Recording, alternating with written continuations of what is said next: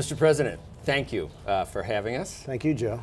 We're sitting in a pretty storied place. It's really something to be right outside the Oval Office. Last time we met was in Davos. Yes, that's right. We talked about a lot of different things. One of the things that I asked you towards the end of the interview was, as a businessman and a problem solver, someone known for that, what are we going to do about education? I don't know if you remember that, because we talked about a lot of other things, the economy, and you sort of gave me a foreshadowing of what I think you're talking about today. It was vocational schools, but I think it's been honed now, and it's much more.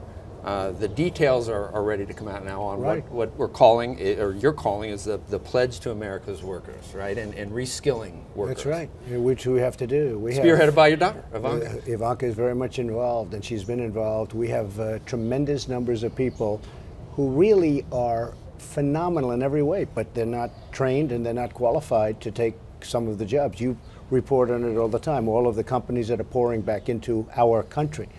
So we have Chrysler, we have so many companies, and we have companies expanding. Look at what's happening with Apple, where they're going to be spending $350 billion. And I can go on. And we need people with skill. We need people who are trained. It's much different than it was 30 years ago and 40 years ago. We need people that can go out there and do it. And that's exactly what we're doing. And in front of you is a list that's going to create almost 4 million jobs. These are a list of companies. They'll be creating a tremendous number of jobs, and they're going to be skilled jobs, and these are people that will be trained, really trained, and trained well. The co-chairman, co-chairwoman, along with Wilbur Ross for the initiative, as we mentioned, was Ivanka. And when I spoke to her, she mentioned that the pledge, or that the goal, was for 500,000, and she said it was much greater than that, but she didn't tell me. Right. 3.7 million. This is, yeah, it's going to be close. That's exactly. That's individuals that will benefit from skills training. Training, and if you look at the companies, those are the great companies. This is all private sector funded too, so this is an example of public-private partnership. Walmart, so many great companies. They're going to be here at 3 o'clock today. We're going to be having a big conference. Everybody's here, and we're talking about almost 4 million jobs.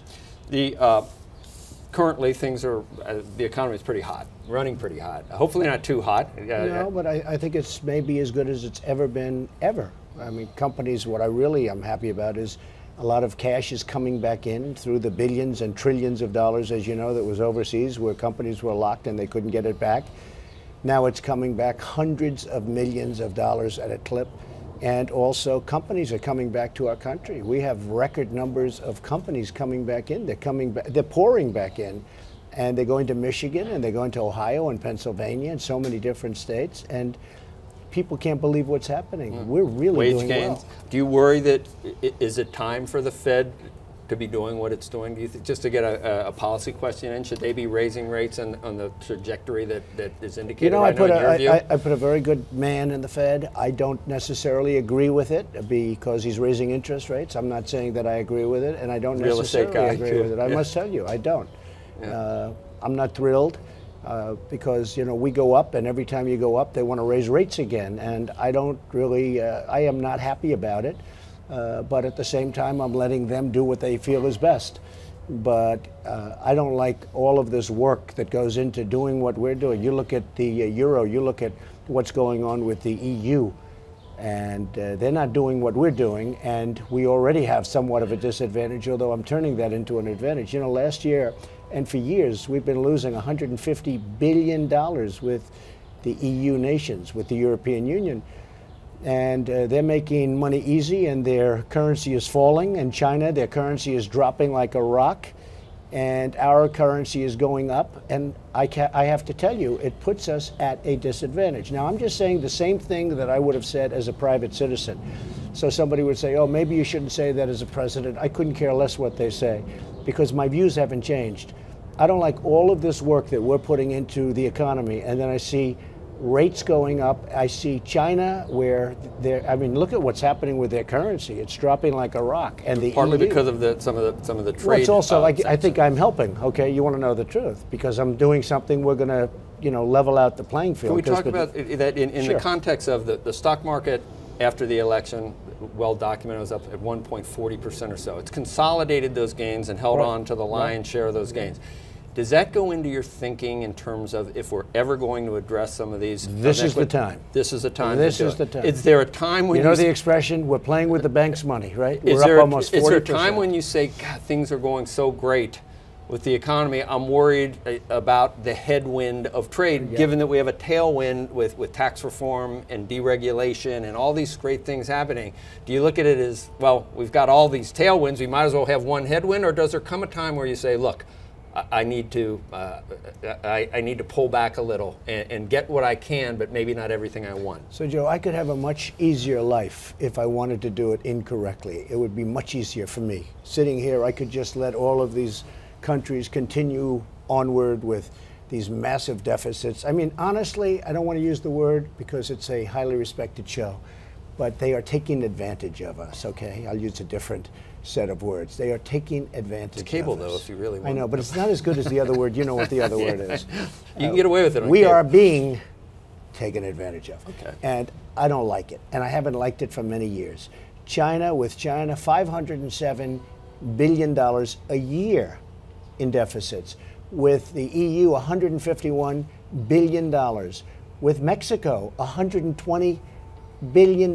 Mexico, who would think Mexico? Mexico's making a fortune. Plus, they have a tax. We don't have a tax. They have a tax on top of that, and the tax is almost 17%, a VAT tax.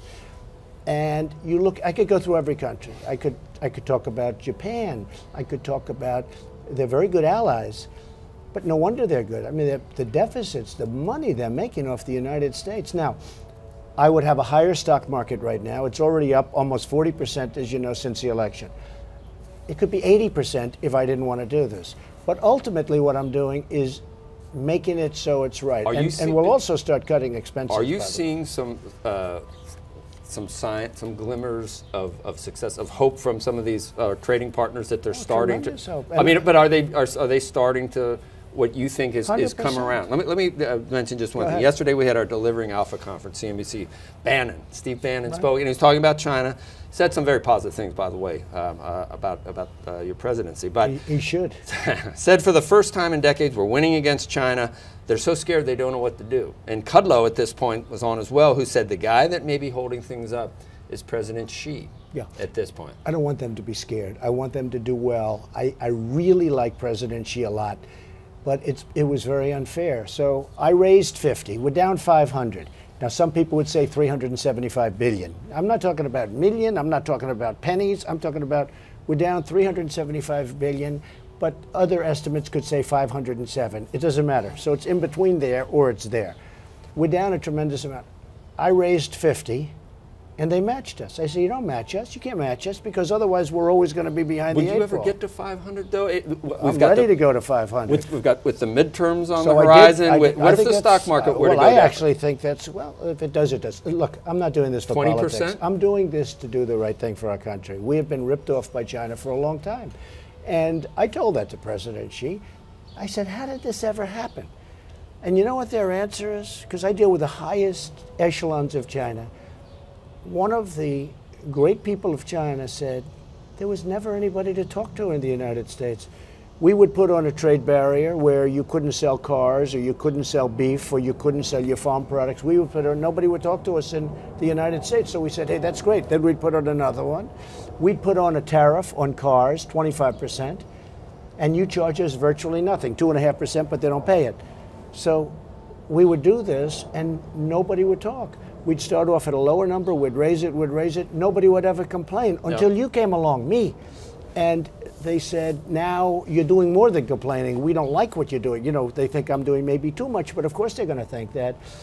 But for many years, and I'm not just saying Obama, I'm saying Bush, and I'm saying long before, they had nobody. And it's very interesting because I actually asked them the question. So we're down 507 recently. We're down $507 billion in trade deficits. How did it happen? And they told me nobody ever complained. Nobody ever talked to us. This morning you tweeted, interesting tweet, second meeting potentially with Vladimir Putin. Yeah. Is that in the works? Is it planned? Has it been talked about? Yeah, I would say it's in the works. Look, we had a tremendous discussion on many things, terrorism, Syria, the Middle East overall, Iran. We talked about, as an example, nuclear proliferation. There's nothing, to me, there's nothing more important than that. We had a tremendous meeting. I think it was a very good press conference. I mean, except for the fake news, I really think I did very well at the press conference. But a second meeting you've broached the subject. We got along very well. Look, the fact is we got along very well. I think can do great things for his country, but for our country, I'm interested in our country. I'm also interested in the world. I'd like to see peace. And I think we can do great things for the world. I think we can do, now, that includes China, that includes others. I'm doing very well getting along with countries. Getting along is a good thing, not a bad thing. But I think I'd have a good relationship with Putin. You have a personal relationship with people that I've seen for many, many years, all right? And I understand how that works. Looking at what you're even you, which is almost impossible. Right? And as far as thank you, as far as the end game with Russia, there are lots of things that you think we can do in terms of making the world safer with Russia. Yeah. So the personal relationship. By the way, that's good for everybody. But the relationship you had with Putin, the tone, which was relatively conciliatory for what some people say is an enemy or an adversary, can that tone totally be explained by you wanting to do the best things for the country, or is there is there something underlying that? I have nothing to do with Russia. I never did. That other deal is a big hoax. It's a hoax. It's called the Democrat hoax. It's a big fat hoax. I have nothing to do with Russia, and I think you know that. You would know. You've known me for a long time. I know how you are with people, and I could see that. You think I'm dealing in Russia? Knowing what that you want to accomplish in foreign policy and domestically, I could see that tone not necessarily having anything to do with other than wanting the best things for the country. So I had a meeting that lasted for more than 2 hours. It wasn't always conciliatory in that meeting. That hasn't come out. No, but we discussed many of the points I just said. I mean, basically, that's what we discussed. We discussed lots of good things for both countries, frankly. But there are things that we can do for both countries that are very good. Now, we then go to a news conference. I mean, I had some of these fools from the media saying, why didn't you stand there, look him in the face, walk over to him, and start shouting at him? I said, is these people crazy? I want to make a deal. I want to make a deal. You can't do that. And we've been having a bad relationship with Russia for many years. And, you know, that may be wrong. It may be that you can't do anything. That's very possible. But I'm different than other presidents. I'm a deal maker. I've made deals all my life. I do really well. I make great deals. You know it because you've covered them for a long time, Joe. And I think if we can get along with Russia and other countries. Does it help with China to have Russia as almost as a, to set them? It doesn't hurt, okay? It doesn't hurt. And that was in your mind as well? Maybe in the computer. I mean, maybe. It probably doesn't hurt, you know, but I'm not even looking at it that way. I'm just saying if we could do certain things on terrorism. As an example, we found out that in St. Petersburg, a little more than a year ago, there was going to be a very major terrorist attack. St. Petersburg, Russia. Right. We called them and let them know. They were able to nab this very vicious gang of terrorists. They got them. Yeah. I assume they're someplace right now that maybe you don't even want to know, but I don't know what they did with them, okay? Look, I don't care. But wait a minute. Yeah. They thanked us profusely. This was going to be a major attack. We found out about it, and we gave them that information. That's a good thing. And Putin called me up, President Putin called me up, and he said, I want to thank you very much. That would have been a major attack in St. Petersburg. We informed them. I don't think anybody even knows about that. These are good things. They inform us. They can inform us. Getting along is a good thing, not a bad thing. The fake news, they want to make it like where there's a big confrontation. I don't want to play that game. I don't want to go into that game. Any timeline on the next meeting, Mr. President? Let me just say this. With that being said, I have been far tougher on Russia than any president in many, many years, maybe ever. Even the big fight I have with Germany over the fact that they're taking natural gas, they're taking energy from Russia, paying them billions of dollars. I said, wait a minute, we're supposed to be protecting you from Russia, and you're paying them billions of dollars. What's that all about? Now, do you think that's a positive for Russia? I'm talking them out of things that where they're giving billions of dollars. It's ridiculous, by the way, that that's happening.